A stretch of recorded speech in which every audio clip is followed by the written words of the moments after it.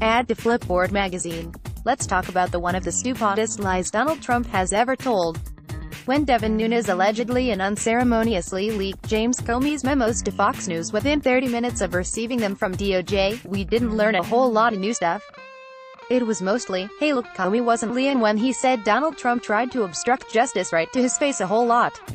But there was one funny thing, and it is that, as part of Donald Trump's obsession with disproving the P-tape part of the Steele dossier, because Melania needed reassurance, because Melania is not 100% certain her husband wouldn't enjoy going to Moscow and having a bunch of Russian sex workers perform a traditional Russian PP ceremony for him, he told Comey multiple times he wasn't even in Moscow long enough for a P show, because he didn't stay overnight.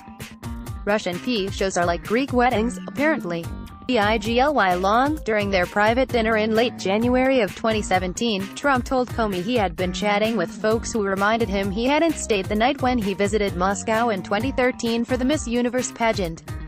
Later, in an Oval Office meeting, Trump reminded Comey that he hadn't even stayed the night, but added this time that Vladimir Putin had personally told him Russia can boast of having some of the most beautiful hookers in the world, not that Trump would ever need to pay a woman for sex. This is not remotely true.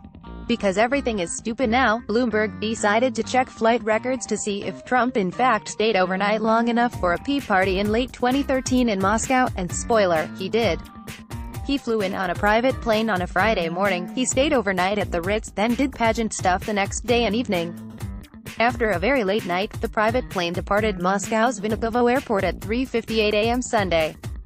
That is a lot of hours, and definitely enough time for Trump to clap his hands and bounce in his chair while some Russian ladies take a whiz on the bed. Thing is, we already knew this was bullshit.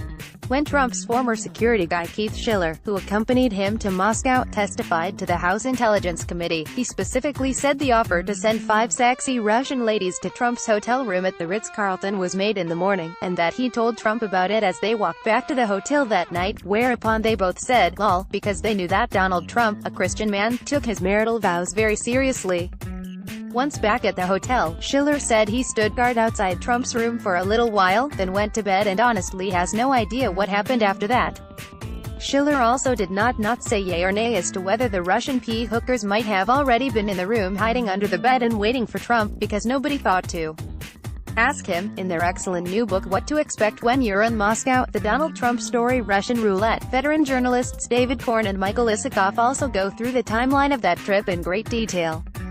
Trump arrived early in the morning on a private plane from North Carolina, where he had gone to Billy Graham's birthday party, because way back in 2013 Trump was sucking Franklin Graham's ass in preparation for a presidential run. This lines up with Bloomberg's flight records. Once wheels were down, Trump worked throughout the day, went to his oligarch buddy Aras Agalarev's birthday party until late, then went back to the hotel. At which point there might have been a few hours available for the next night was the pageant, after which, according to Korn and Isikoff, Trump partied for a while and then took a private plane back to America in the wee hours.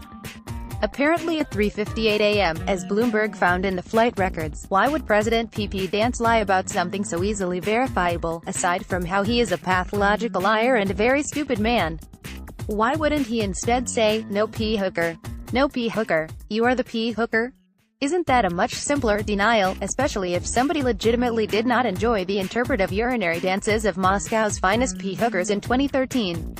Is it really necessary to lie to the sitting FBI director about it? Point is, the P tape is real, until somebody definitively proves it is not. Sorry, Melania. Follow Evan Hurst on Twitter right here. Are you a fairly regular Wonkette reader and have had a nagging little voice for some time saying, you should throw Wonkette $1 every month? We would surely appreciate it.